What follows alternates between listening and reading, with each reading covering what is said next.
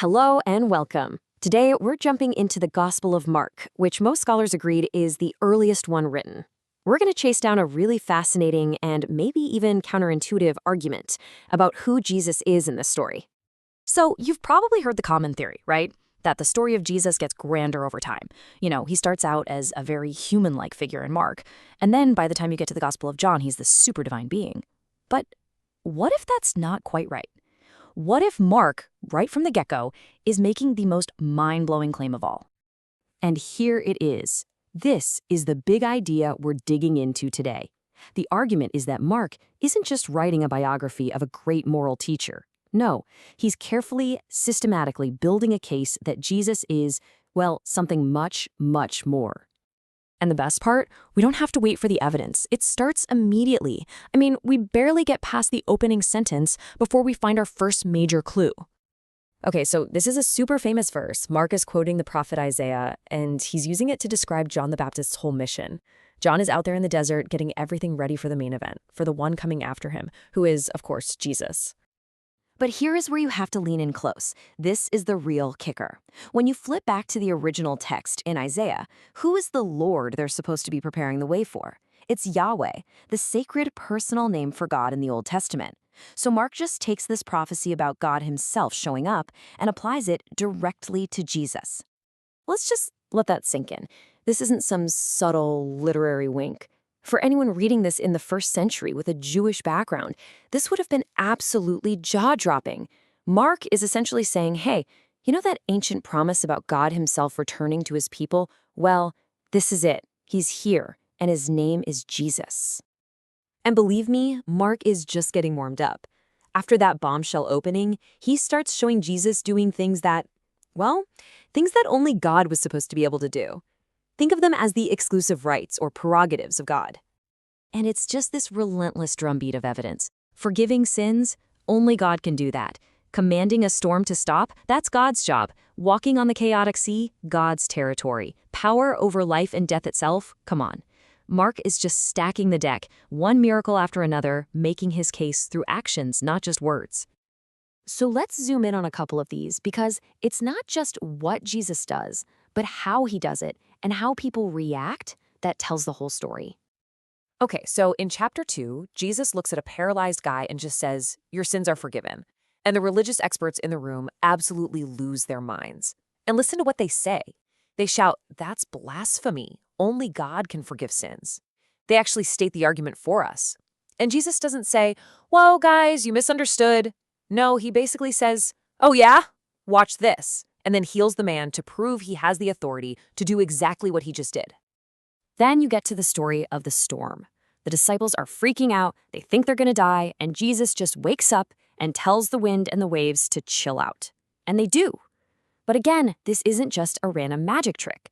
It's a direct echo of the Psalms, where the one who has power over the raging sea, who can make it quiet, is Yahweh. Mark is putting Jesus right in that role. And he does it again a couple chapters later, walking on water. And again, you might just think, wow, cool miracle. But for Mark's readers, this would have set off alarms. Because way back in the book of Job, it says that God alone treads on the waves of the sea.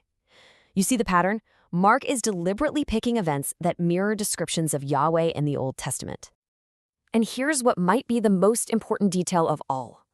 Think about the prophets in the Old Testament, guys like Elijah or Elisha. Yeah, they did some amazing things, but they always prayed to God, asking God to intervene. Jesus doesn't do that. He speaks to the storm directly. He commands a dead girl to get up. He forgives sins on his own authority. He's not borrowing the power. He is the power.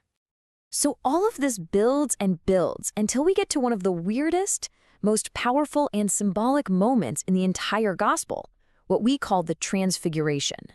So Jesus takes a few disciples up a mountain, and suddenly he's talking with Moses and Elijah. Okay, why them? Why not Abraham or David?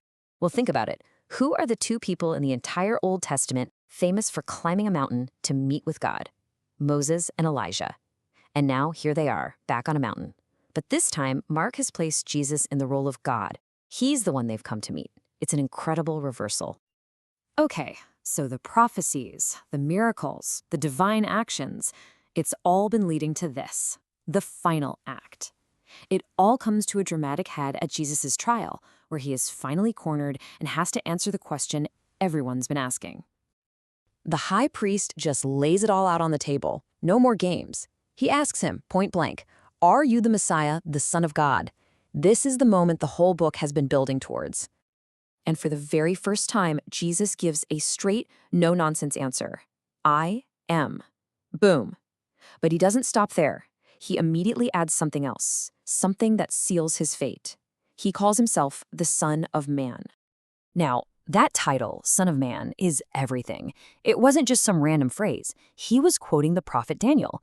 And in Daniel's vision, the Son of Man is this cosmic, divine figure who comes riding on the clouds of heaven, which, by the way, is something only God does in the Old Testament, and he's given all power and an eternal kingdom.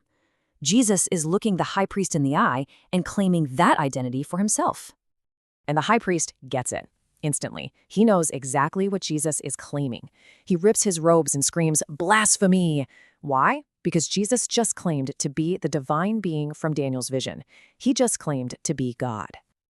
So when you put all the pieces together, from the very first verse quoting Isaiah, to the miracles that mimic God's power, to that final explosive claim at the trial, you see a really consistent picture. Mark isn't just telling a nice story. He's a lawyer, and he's building a case, exhibit by exhibit, to argue that this man from Nazareth is, in fact, Yahweh in the flesh. And that kind of flips the script, doesn't it? Far from being the most human gospel, this reading suggests Mark might actually be making the boldest, most direct divine claim of them all, right from page 1. It definitely makes you want to go back and read it all over again, doesn't it? Makes you wonder what else is hiding in there.